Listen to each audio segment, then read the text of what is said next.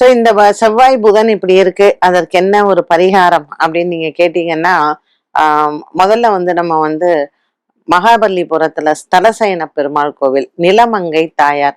இந்த தாயார்ட்ட நம்ம வந்து போய் பிரார்த்தனை பண்ணி, எனக்கு நல்ல மண்ணு அமையணும், இந்த பூமி வந்து எனக்கு நல்லா இருக்கணும் அப்படிங்கிற மாதிரி பிரார்த்தனை பண்ணிக்கணும். சில பேருடைய ஜாதகத்துல வந்து வம்சத்துல வந்து இந்த பூமியை ஏமாத்தினவங்க எல்லாம் இருப்பாங்க.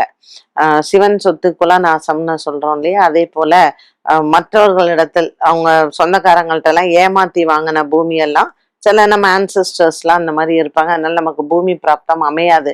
அப்படி பாபகர்மா இருக்கிறவங்க எல்லாம் பூமி தானம் பண்ணணும். தானம் 5 சொல்லியிருக்கு: கோதானம், பூதானம், ஸ்வர்ணதானம், அன்னதானம், வஸ்திரதானம், இதெல்லாம். ஸோ அந்த மாதிரி பூமி தானம் பண்ணணும். பூமி தானம் அப்படிங்கிறது நீங்க நம்ம ஒரு பெரிய இடத்த வாங்கி கொடுக்கணும் அப்படிங்கிறது கிடையாது. வேத மந்திரங்கள், இந்த செய்யக்கூடிய ஹோமங்கள், இதுல எல்லாமே நம்ம அதை சரி பண்ணிக்கலாம்.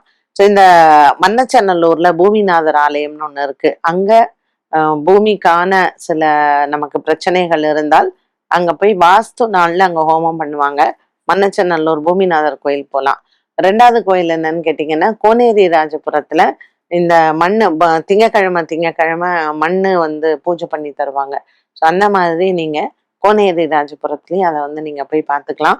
இப்படி மண்ணு சம்பந்தப்பட்ட பிரச்சனைகளுக்கு எத்தனையோ பரிகாரங்கள், எத்தனையோ ஆலயங்கள், இது எல்லாமே இருக்கு. நம்ம தான் அது என்னங்கிறத தேடணும்.